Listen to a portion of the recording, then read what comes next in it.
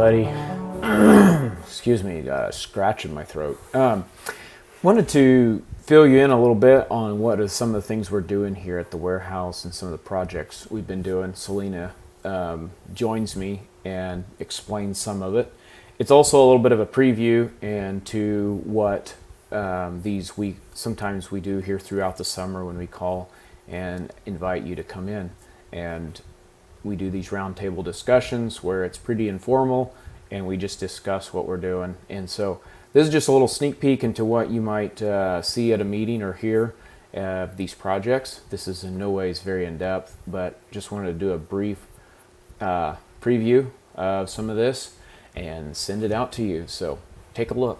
So Selena, tell me what's going on here with these 2 ears of corn. Yeah, so like Wendell said, out in the agronomy plot that we've got here at the warehouse, we experimented and did some different things, just like we usually do, mess things up, do things that might happen during the season. And in this particular one with the corn, we're looking at this ear has no down pressure, which ended up being planted about 1/2 inch deep. The ear on the right was planted at 2 inches with a normal down pressure setting, which Wendell says is around 200 and some for the down pressure, which ended up about 2 inches deep. So a normal where we want the seed to be.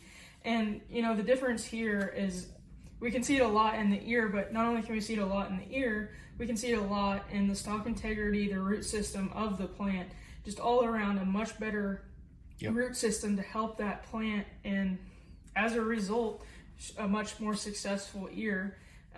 It is the same hybrid, to disclose that. So 6414. Yep. So just looking at the same hybrid there.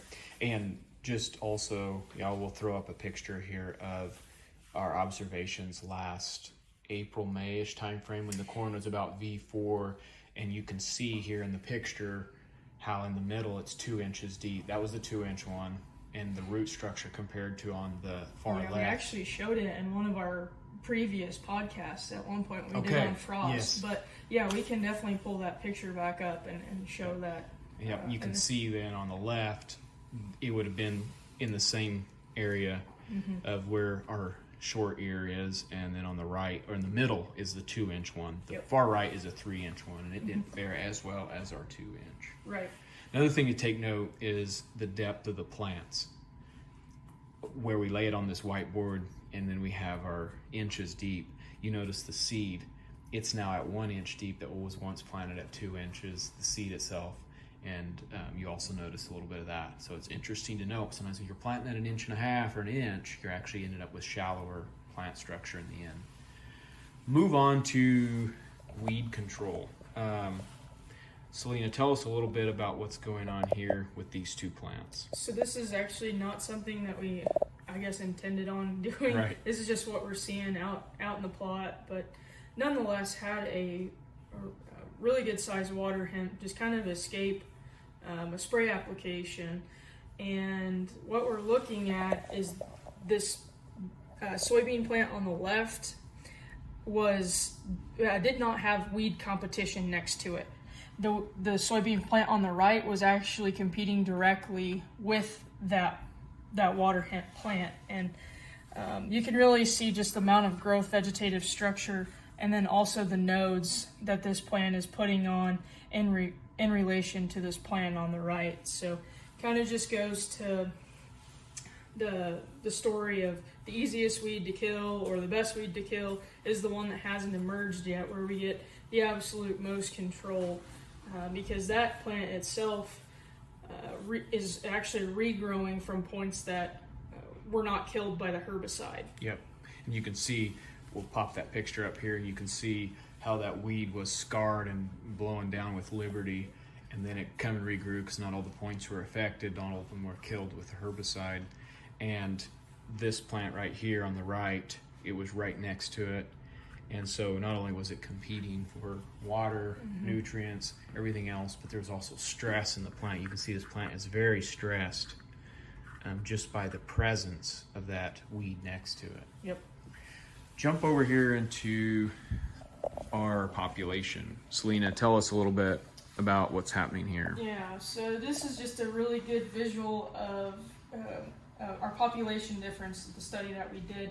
We planted at 78,000 and we planted at 248,000. I think we're planning on drop population. So kind of one extreme to another. Nonetheless, get a really good idea here in a visual. The window stripped off the leaves, and these are actual node counts down here and total node count up here of both of these plants, and same variety. And over here on the left is going to be our higher population plant. So a significant more amount of nodes out there, which is going to equivalent to bushels and more grain grown across the scales. So really good visual that we did out there, and just kind of helps illustrate the story behind the lower population. What am I and doing? how the soybean can compensate and put on more nodes and branch out more with those lower populations. 234, I believe it was here. Oh, 2, 3, 4, okay. And then 78,000 right over here. Mm-hmm.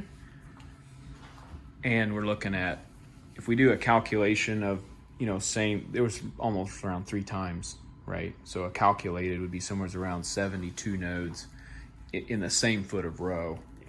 You might say same length of row as 95 nodes. So a lot of yield potential. So you might have to slow your combine down for planting on the right, but it's going to pay off way Yep. more than something like you're looking at on Yep. the left. Yeah, when you're cutting this off, you need a sharp sickle. Mm-hmm. So we'll be curious how things turn out here. Hopefully we get some more information and looks here as we go later into the season. Just wanted to give you an update. Thanks, Selena, for joining me. Absolutely. See ya.